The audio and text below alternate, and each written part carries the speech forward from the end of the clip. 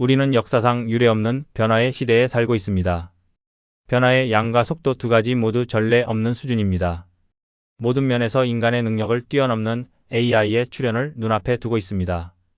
그런 지능을 장착한 로봇이 곧 인간의 노동을 완전히 대체할 날도 그리 멀지 않은 듯 합니다. 인류가 그토록 꿈꿔왔던 노동으로부터의 해방. 우리는 지금 천국의 문 앞에 서 있는 것일까요? 지옥으로 가는 나락의 위에 놓여 있는 것일까요? 2026 소비자가 전 박람회, 즉 CES는 휴머노이드의 발전 상황을 가늠해 볼 수 있는 중요한 현장입니다. CES 2026은 AI가 화면 밖으로 나와 육체를 입은 실물 AI의 시대를 선언하는 무대가 되고 있습니다. 과거의 휴머노이드가 연구소 안에서 춤을 추거나 걷는 것에 그쳤다면 올해 CES에서 목격되는 기술은 실제 제조 현장과 가정에 즉시 투입 가능한 수준으로 진화했습니다. AI 기술 발전에 따라 실업이 심각한 사회 문제로 부상하고 있습니다. AI로 인한 고용 시장의 대격변은 2026년 현재 실리콘밸리를 중심으로 가시화되고 있으며 특히 주니어급 화이트 칼라 계층과 청년 세대의 생존을 위협하는 구조적 실업으로 구체화되었습니다. 특히 미국 빅테크의 대규모 인력 감축과 AI로의 자본 재편은 이미 현실화되고 있습니다. 미국 빅테크 기업들은 2024년과 2025년에 걸쳐 전례 없는 대규모 해고를 단행하며 조직을 AI 중심으로 재편하였습니다. 2024년 한 해 동안 테크 산업에서만 약 15만 3천 명이 일자리를 잃었습니다. 이러한 흐름은 2025년에도 이어져 상반기에만 약 6만 3천 명이 추가로 해고되었습니다. 2025년 말 기준 연간 테크 부문 감원 인원은 약 12만 명을 상회하며 팬데믹 이후 최대치를 기록했습니다. 특히 사회 초년병인 청년층이 직격탄을 맞고 있습니다. AI 기술이 신입사원의 주요 업무였던 기초 코딩, 문서 요약, 데이터 리서치를 흡수하면서 청년층의 고용 문턱은 역사적으로 가장 높아진 상태입니다.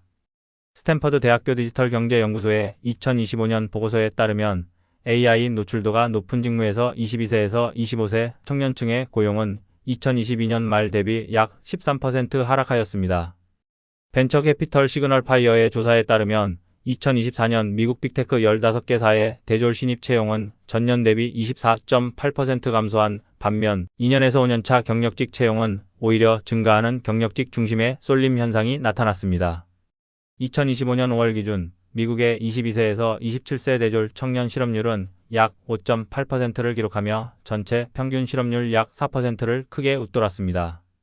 과거 대졸자가 저학력자보다 취업에 유리했던 공식이 무너지며 고학력 청년들이 고학력 실업의 늪에 빠지고 있는 것입니다.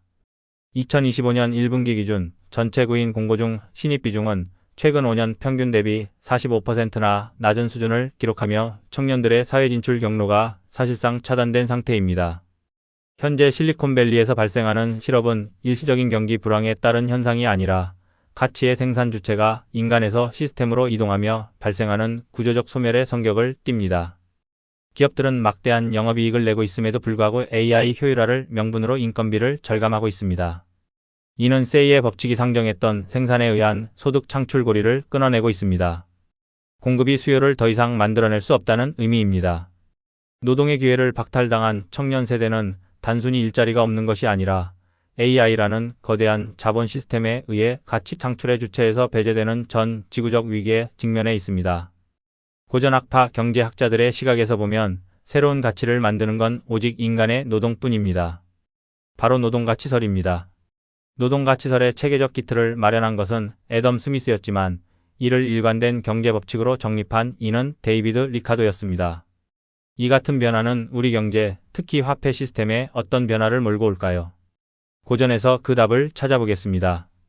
리카도는 자본주의 사회의 모든 교환 가치는 결국 투입된 노동량으로 귀속된다고 보았습니다.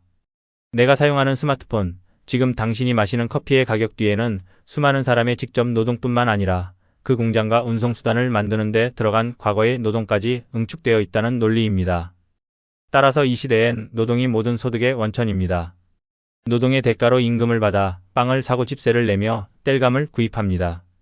스미스와 리카도의 관점에서 보면 화폐는 결국 노동의 데이터입니다. 1시간 일한 노동자가 1일한 화폐를 받는다면 2시간 일한 노동자는 이만큼의 화폐를 받을 테니까요. 애덤 스미스는 화폐를 노동 청구권이란 개념으로 설명했습니다. 다시 말해 1일한 화폐는 1시간의 노동을 살 수 있는 청구권이란 의미입니다. 사람마다 1시간 일할 때의 산출물이 다릅니다. 생산성이 다르니까요. 스미스는 이 문제를 평균으로 설명합니다. 즉 일이란 화폐는 그 시대 평균적인 생산성을 가진 노동자의 1시간 노동에 대한 대가인 것입니다. 인간이 더 이상 노동을 할 필요가 없는 시대의 화폐는 무엇일까요? 정확히 말하면 인간이 더 이상 노동을 할 수 없는 시대의 화폐는 무엇에 관한 데이터일까요? 일론 머스크 테슬라 CEO가 이와 관련 화폐는 에너지라고 선언합니다. 미래의 화폐는 전기 같은 에너지에 대한 데이터, 즉 청구권이 된다는 의미입니다. 머스크는 이어 전기의 가치를 저장한 비트코인이 미래의 화폐다라는 말도 합니다. 인간의 노동도 큰 틀에서 보면 에너지의 일종입니다. 말이 마찰을 끄는 것과 인간이 그것을 끄는 건 결과적으로 같은 에너지가 투입됩니다. 그것을 석유나 전기가 대체해도 에너지 투입량은 같습니다. 스미스가 말한 노동 데이터로서와 화폐와 머스크가 말한 에너지 데이터로서의 화폐는 본질적으로 같습니다. 그렇다면 머스크는 왜 미래의 화폐는 에너지라고 했을까요?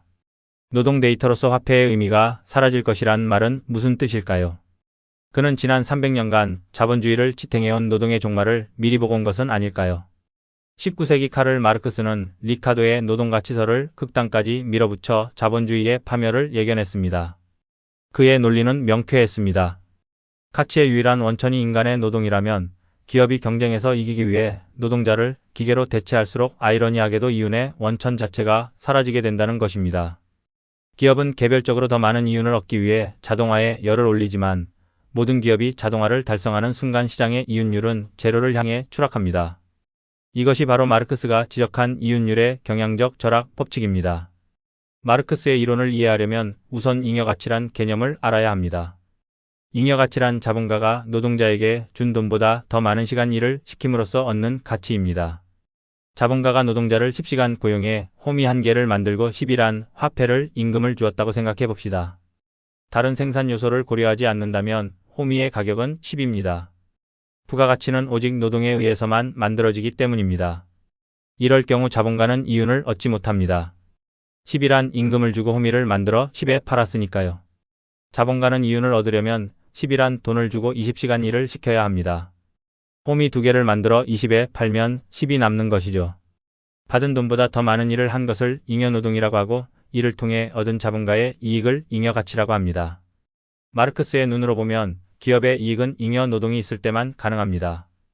기계화는 일시적으로 생산성을 높여 이윤을 만들지만 결국 업계 표준이 돼 가격이 떨어지면 사라집니다. 자, 이제 현대 AI 휴머노이드를 대입해 봅시다. 테슬라의 옵티머스가 인간 노동력을 100% 대체하는 공장을 상상해 보십시오. 생산성은 폭발하겠지만 마르크스의 관점에서 이 공장은 더 이상 이윤을 창출하지 못하는 죽은 노동의 집합소일 뿐입니다. 상품은 쏟아지는데 그 상품을 살 노동자의 임금은 사라지고 기업의 마진은 경쟁에 의해 제로로 수렴합니다. 공급이 수요를 창출한다는 세이의 법칙이 완전히 붕괴하는 파국, 이것이 기술 진보가 자본주의에 던지는 첫 번째 저주입니다. 그렇다면 자본주의는 마르크스가 예견한 대로 기술의 발전에 의해서 종말을 맞이하는 것일까요? 하지만 현실의 기업들은 이 늪에서 탈출할 구멍을 찾아냈습니다. 바로 데이터입니다.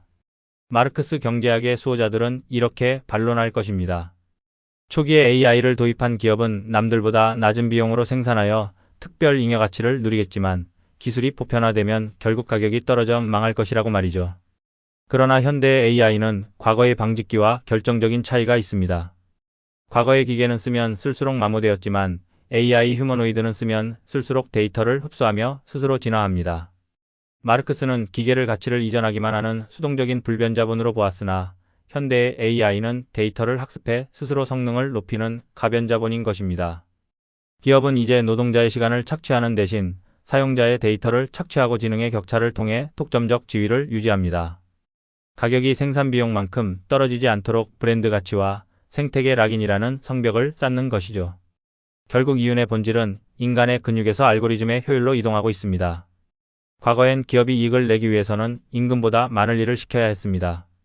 미래엔 기업이 이윤을 만드는 방법은 같은 돈으로 휴머노이드에게 더 많은 일을 시키는 것입니다.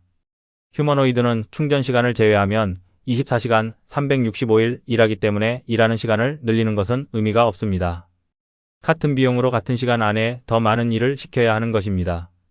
이는 휴머노이드의 생산성 향상을 의미합니다. 같은 비용으로 휴머노이드가 더 많은 데이터를 학습할 때 가능합니다.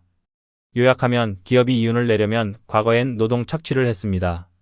미래엔 개개인의 데이터를 착취하는 기업이 더 많은 이익을 낼 수 있습니다. 그렇다면 노동이 사라진 자리에 돈의 가치를 무엇으로 증명해야 할까요? 여기서 에너지라는 개념이 등장합니다.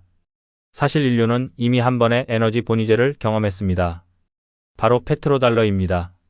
1971년 달러가 금과의 연결고리를 끊었을 때 미국은 달러를 석유라는 물리적 에너지에 결합시켰습니다. 석유를 사기 위해선 달러가 필요하게 만듦으로써 달러는 사실상 에너지 교환권이 되었죠. 하지만 페트로달러는 미국의 군사력에 기반한 불안정한 시스템이었습니다. 미래의 화폐는 특정 국가의 무력이 아니라 물리학의 법칙 위에 서야 합니다. 휴머노이드가 생산을 전담하는 세상에서 모든 가치의 하한선은 결국 그 기계를 돌리는 데 들어가는 전기 에너지입니다. 일론 머스크가 비트코인을 미래 화폐로 지목한 이유도 여기에 있습니다. 비트코인의 채굴은 전기 에너지를 디지털 정보로 변환하여 영구적으로 저장하는 과정입니다. 비트코인 한 개 뒤에는 그것을 만드는 데 들어간 물리적 에너지가 박제되어 있습니다. 무한 공급되는 AI 생산물들 사이에서 오직 에너지라는 물리적 비용을 지불해야만 얻을 수 있는 비트코인만이 가치의 척도로서 기능하게 되는 것입니다. 금 본위제, 석유 본위제를 넘어선 전기 본위제의 시대가 되는 것입니다. 스미스와 리카도 마르크스의 시대의 화폐는 노동력에 대한 청구권이었습니다. 미래의 화폐는 전기라는 에너지를 살 수 있는 청구권입니다. 기업이 청구권에 적힌 데이터보다 많은 노동을 시켜서 이익을 얻었다면 미래엔 같은 전기로 더 많은 데이터를 쓰는 업체가 이익을 얻을 수 있는 것입니다. 결국 우리는 거대한 전환점 앞에 서 있습니다. 리카도가 세우고 마르크스가 분석했던 노동 중심의 경제는 수명을 다해가고 있습니다. 이제 기업의 이유는 노동자의 땀이 아니라 에너지를 얼마나 효율적으로 지능으로 전환하느냐에서 발생합니다. 하지만 한 가지 숙제가 남습니다. 실업률 100% 사회에서 기계가 만든 풍요를 누가 어떤 기준으로 가져갈 것인가? 노동이 사라졌으니 대가는 없다고 말해야 할까요? 아닙니다. 기술은 인류 공동의 지식 위에서 탄생했습니다. AI가 활용하는 데이터는 개개인의 활동에서 비롯됩니다. 이 활동이 축적돼 거대한 데이터가 됩니다. 다시 말해 데이터는 인류 공통의 자원입니다. 따라서 AI가 생산한 잉여 가치는 사회적 배당으로 환원되어야 합니다. 머스크가 그리는 미래는 에너지가 비트코인이라는 투명한 장부에 기록되고 스마트 계약을 통해 시민들에게 자동으로 배분되는 시스템일지 모릅니다. 이것은 마르크스가 꿈꿨던 공산주의적 이상향과 닮아 있지만 그 수단은 철저히 자본주의적인 기술 진보를 통해 달성됩니다. 이제 가치는 인간의 노동이 아니라 활동이 만들어내는 데이터에서 나옵니다. 우리는 노동을 통해 생존을 구걸하는 존재에서 벗어나 사회에 기여하는 활동을 통해 가치를 창조하는 진정한 자유인으로 진화할 준비를 해야 합니다. 인간이 데이터를 생산하는 참여자로 정당한 대가를 받지 못한다면 노동의 종말은 결국 자본주의의 종말이 될 것입니다.